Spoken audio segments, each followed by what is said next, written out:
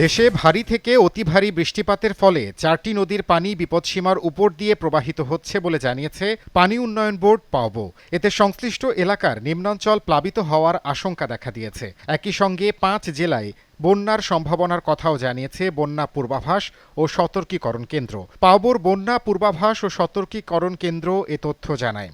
পূর্বাভাস অনুযায়ী নেত্রকোনা জেলার ভোগাই কংস নদীর পানি প্রাক মৌসুমি বিপদসীমার 82 সেন্টিমিটার ওপরে প্রবাহিত হচ্ছে। একই জেলার সোমেশ্বরী নদীর পানি 50 সেন্টিমিটার এবং মগরা নদীর পানি 2 সেন্টিমিটার ওপরে রয়েছে।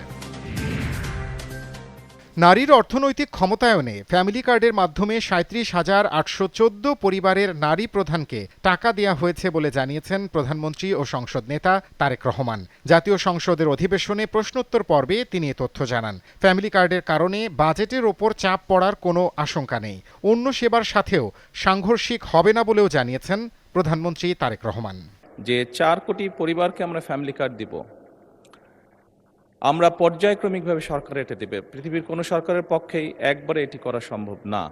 এই ডাটাগুলো কালেক্ট করতে হবে, কার কি অবস্থা, প্রত্যেকটা ফ্যামিলি ডাটা কালেক্ট করবে, পর্যায়ক্রমিকভাবে আমরা দিব। এবং প্রথম স্টেজে আমরা যারা ভালনারেবল ফ্যামিলি, আমরা তাদেরকে এই কার্ডগুলো দিব। কাজেই ধীরে ধীরে আমরা বাজেটটি তৈরি করব এবং ধীরে ধীরেই আমরা কার্ড দেওয়ার সংখ্যাটা ধীরে ধীরে আমরা বাড়াবো। এবং সেজন্যই আমরা মনে করি আমাদের যে সব হিসাব নিকাশ করেছি আমরা, তাতে করে বাজেটের উপরে কোনো চাপ পড়ার তেমন কোনো কারণ নেই।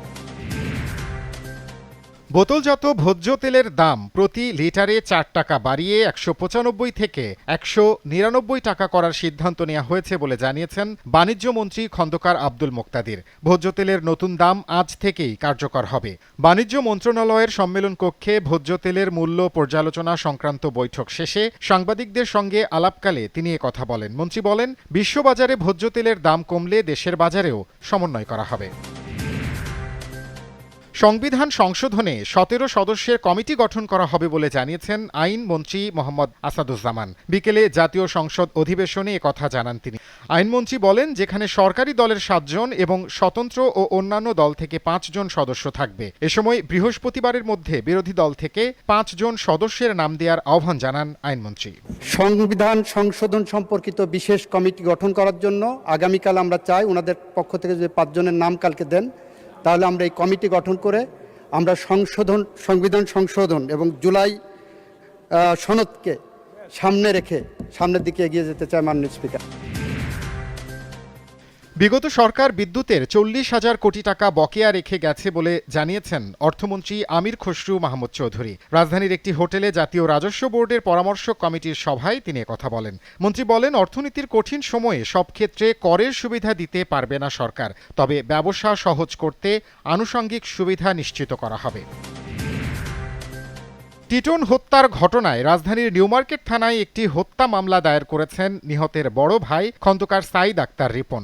দুপুরে গণমাধ্যমে বিষয়টি নিশ্চিত করেন নিউমার্কেট থানার ওসি মোহাম্মদ আইয়ুব। তিনি জানান, মামলায় 8 থেকে 9 জনকে অজ্ঞাতনামা আসামি করা হয়েছে। মঙ্গলবার রাতে রাজধানীর নিউমার্কেটের পশ্চিম পাশে ঢাকা বিশ্ববিদ্যালয়ের শাহনেওয়াজ ছাত্রাবাসের সামনে বটতলায় টিটনকে গুলি করে হত্যা করে দুর্বৃত্তরা।